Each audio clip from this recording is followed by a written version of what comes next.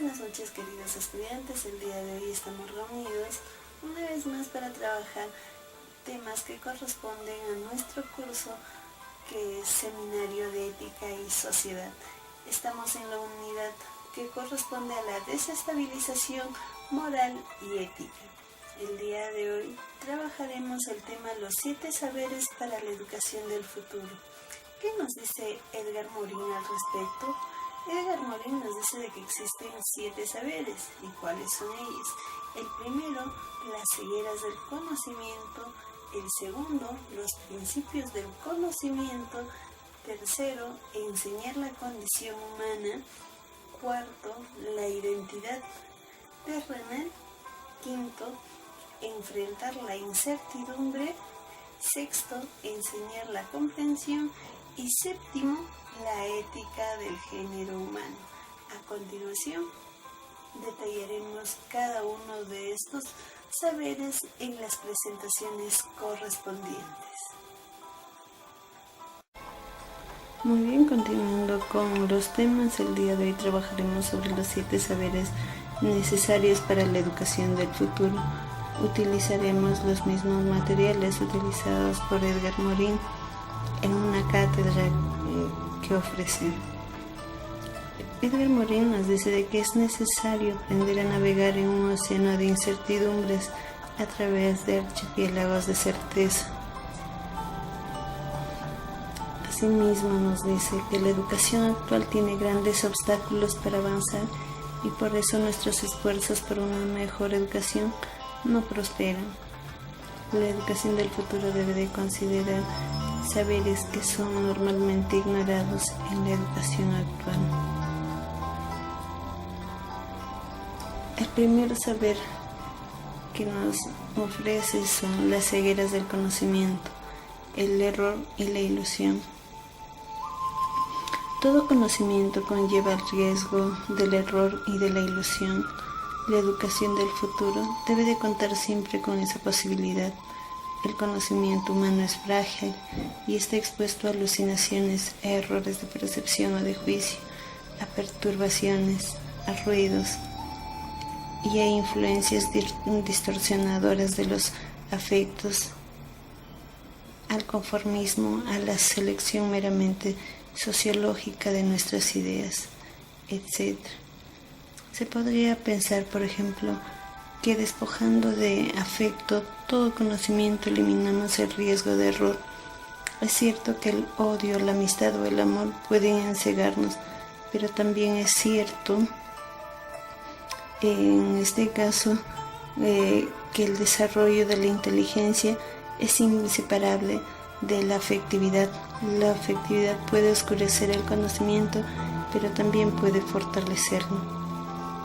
Se podría también creer que el conocimiento científico garantiza la detección de errores y milita con la ilusión perceptiva, pero ninguna teoría científica está inmunizada para siempre contra el error. Incluso hay teorías y doctrinas que protegen con apariencia intelectual sus propios errores. La primera e ineludible tarea de la educación es enseñar un conocimiento capaz de criticar el propio conocimiento. Debemos enseñar a evitar la doble enajenación, la de nuestra mente por sus ideas y la de las propias ideas por nuestra mente. Los dioses se nutren de nuestras ideas sobre Dios, pero inmediatamente se tornan despiadadamente exigentes. La búsqueda de la verdad exige reflexivamente crítica y corrección de errores, pero además necesitamos una cierta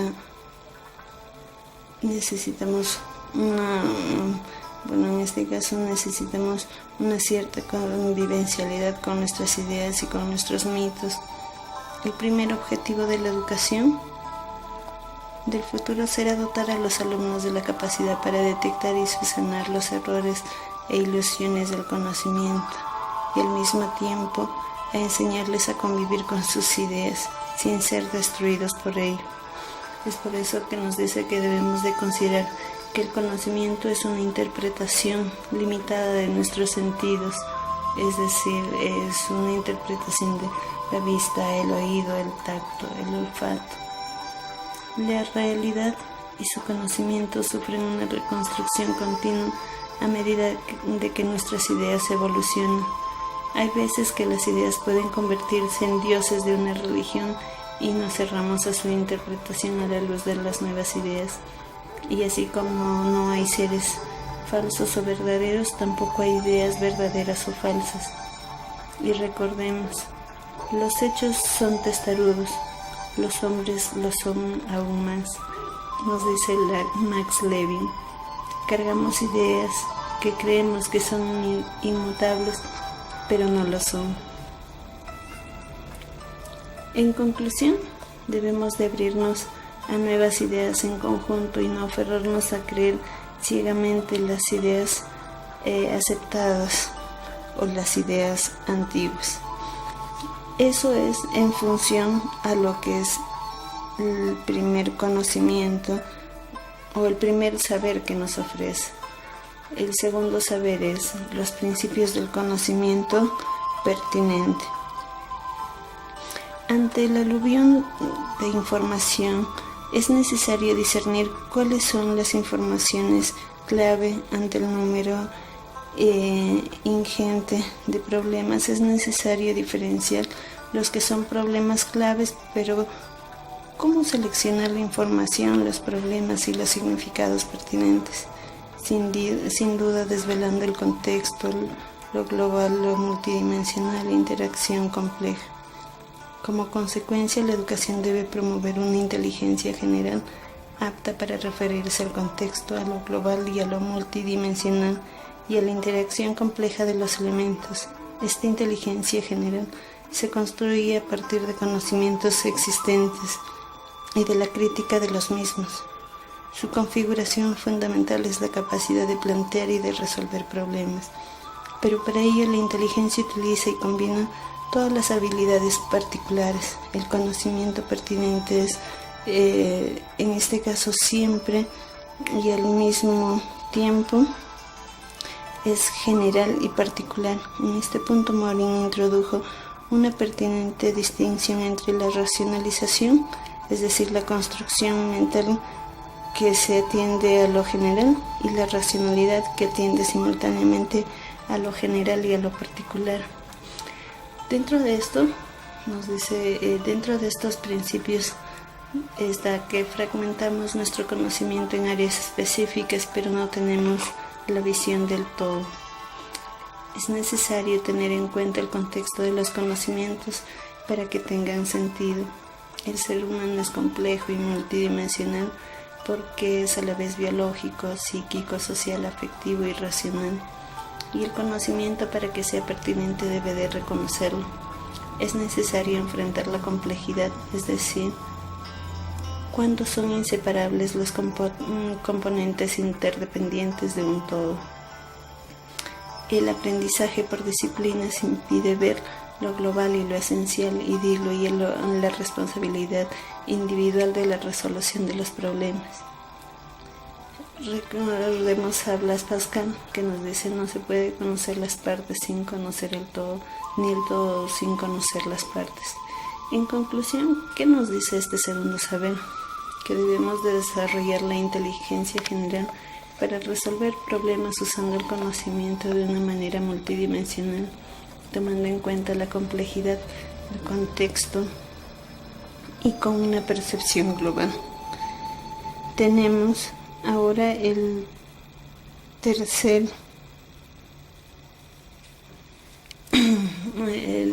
saber, que es enseñar la condición humana. El enseñar la condición humana nos dice, ¿no?, de que nosotros nos olvidamos que cada individuo posee una identidad que debe de ser respetada. Cada uno de nosotros somos seres únicos e irrepetibles.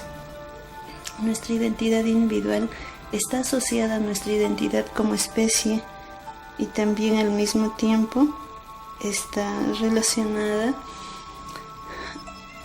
asociada a nuestra identidad como especie y la identidad social, ya que esto conforman un trinomio propio de la realidad humana.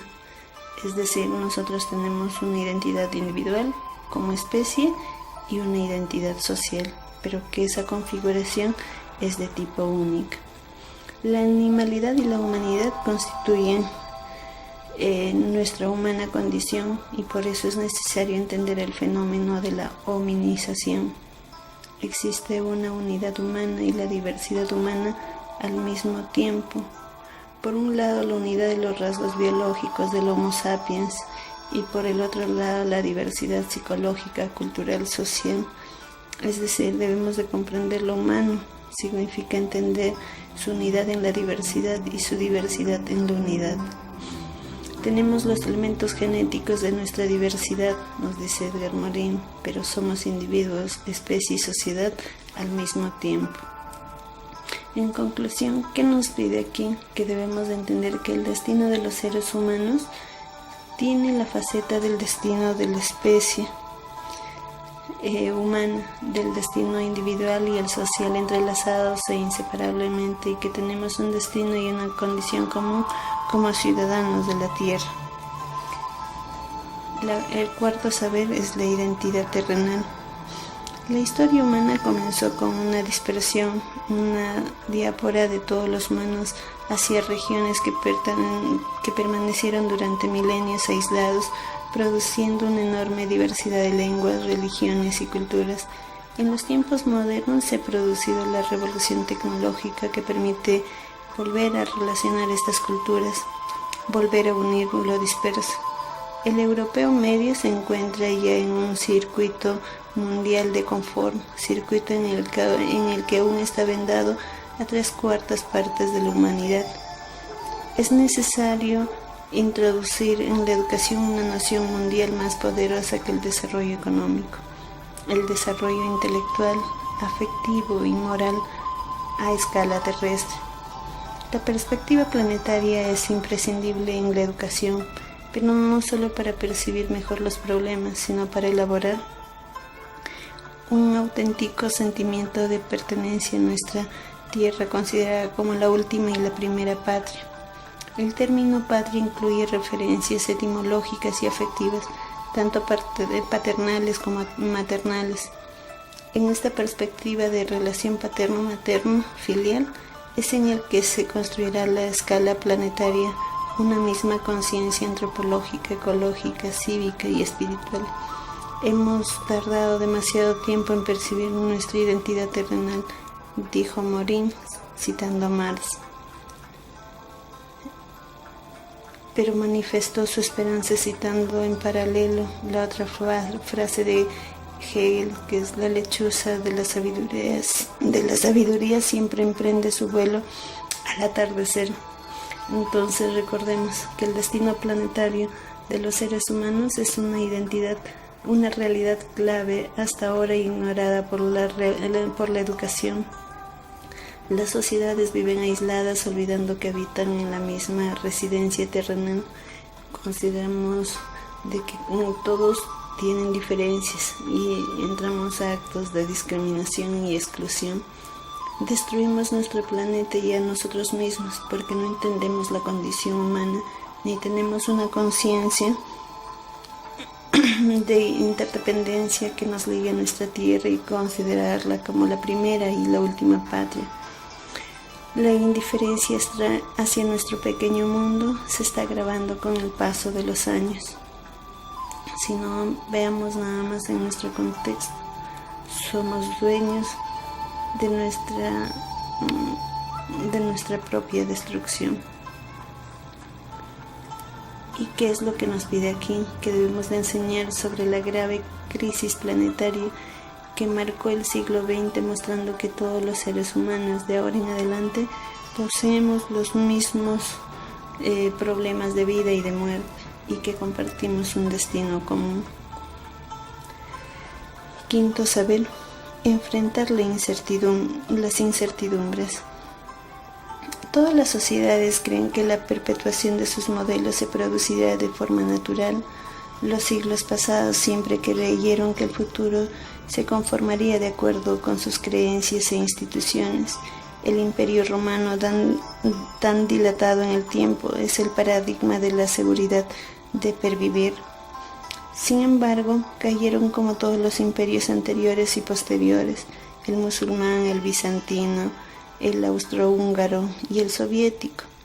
La cultura occidental dedicó varios siglos a tratar de explicar la caída de Roma y continuó sufriendo a la época romana como una época ideal que debíamos recuperar. En el siglo XX ha derruido totalmente la predictividad del futuro como extrapolación del presente y ha introducido vitalmente la incertidumbre sobre nuestro futuro. La educación debe de hacer suyo el principio de incertidumbre, tan válido para la evolución social como para la formulación del mismo por Heisenberg para la física.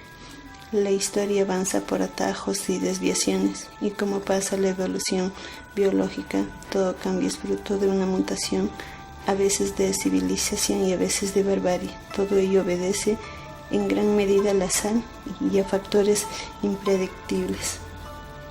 Es decir, las ciencias nos han dado muchas certezas, pero también nos han revelado incertidumbre. La incertidumbre histórica, lo inesperado, la inestabilidad es irremediable en la historia humana. Hay que aprender a enfrentar la incertidumbre cerebro mental, lógica, racional, psicológica. Nuestra sinceridad no garantiza certidumbre, existen límites para el conocimiento. Es necesario aprender a navegar en un océano de incertidumbre a través de archipiélagos de certeza. Sepamos confiar en lo inesperado y trabajar probablemente para lo improbablemente. Las acciones solo son predecibles a corto plazo. La ecología de la acción es una apuesta que recoge riesgos y estrategias, el cual permite modificar o anular cada acción emprendida. Eurípides nos dice: lo esperado no se cumple y para lo inesperado un Dios abre la puerta. La incertidumbre es parte de la vida y debemos aprender que el conocimiento es más que nuestra idea de la realidad. En conclusión, ¿qué se pide aquí? Que se debe desarrollar un pensamiento que reconozca y enfrente la incertidumbre de nuestro tiempo y enseñar principios de estrategia que nos permitan afrontar los riesgos y modificar su desarrollo en virtud de las informaciones en el camino.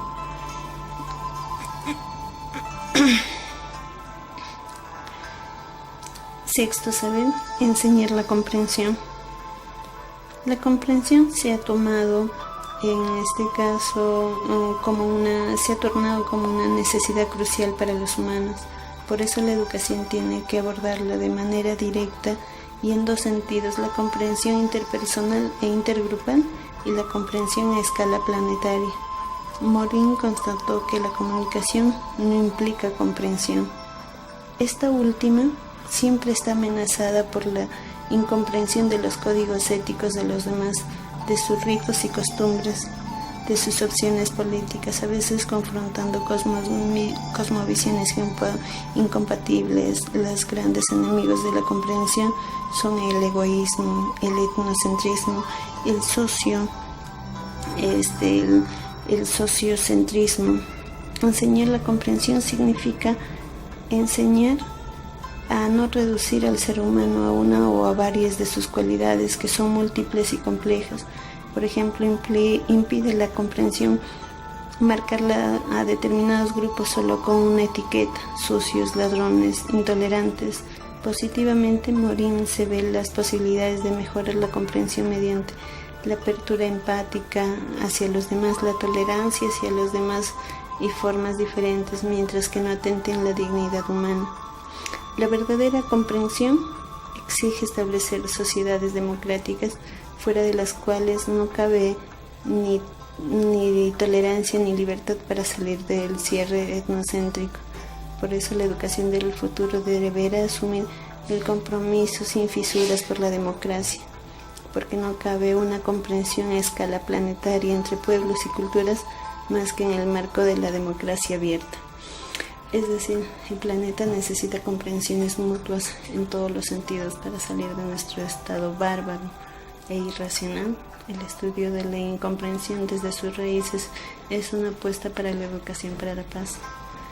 No creemos el centro del mundo, nos creemos el centro del mundo y todo lo extraño o lejano es secundario, insignificante o amenazante. La ética de la comprensión es el arte de vivir que nos hace comprender de manera desinteresada, en este caso de manera desinteresada nos espera reciprocidad.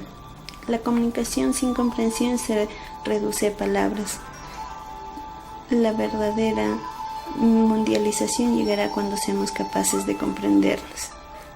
¿Y qué se pide en conclusión? Que la educación del futuro debe enfocar sus baterías a un cambio de pensamiento, encauzar, enseñar, a comprender, a tolerar.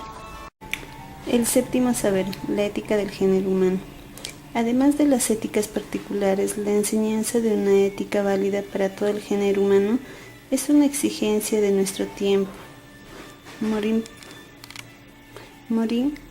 presenta el bucle individuo, sociedad, especie como base para enseñar la ética venidera. En el bucle individuo, sociedad surge el deber ético de enseñar la democracia. Esta implica consensos y aceptación de reglas democráticas, pero también necesita diversidades y antagonismos. El contenido ético de la democracia afecta a todos estos niveles. El respeto a la diversidad significa que la democracia no se identifica con la dictadura de la mayoría. En el bucle individuo-especie, Morin fundamenta la necesidad de enseñar a la ciudadanía terrestre. La humanidad dejó de ser una noción abstracta y lejana para convertirse en algo concreto y cercano con interacciones y compromisos a escala terrestre. Morin dedicó a postular cambios concretos en el sistema educativo desde la etapa de primaria hasta la universidad. La no fragmentación de los saberes, la reflexión sobre lo que se enseña y la elaboración de un paradigma de relación circular entre las partes y el todo, lo simple y lo complejo. Abogó por lo que llamó diezmo epistemológico, según el cual las universidades deberían dedicar el 10% de sus presupuestos a financiar la reflexión sobre el valor y la pertinencia de lo que enseña. Es decir, en la ética del género humano se basa en lo que es la democracia y la política deben de estar encaminadas a la solidaridad y a la igualdad. Otro es de que la ética no se enseñe con lecciones de moral. Es la conciencia de que el humano es individuo y al mismo tiempo es parte de una sociedad y una especie, una triple realidad. Otro es que la especialización del conocimiento mutila la posibilidad de una mirada global y pertinente y produce regresión democrática. Solo los expertos deciden la aplicación del conocimiento. Y último, la humanidad es un concepto ético. Es lo que se debe de ser realizado por todos y cada uno. La comunidad de destino terrestre nos impone la solidaridad. En conclusión, la educación debe de contribuir a una toma de conciencia de nuestra tierra, patria y también a que esta conciencia se traduzca en la voluntad de realizar la ciudadanía terrenal.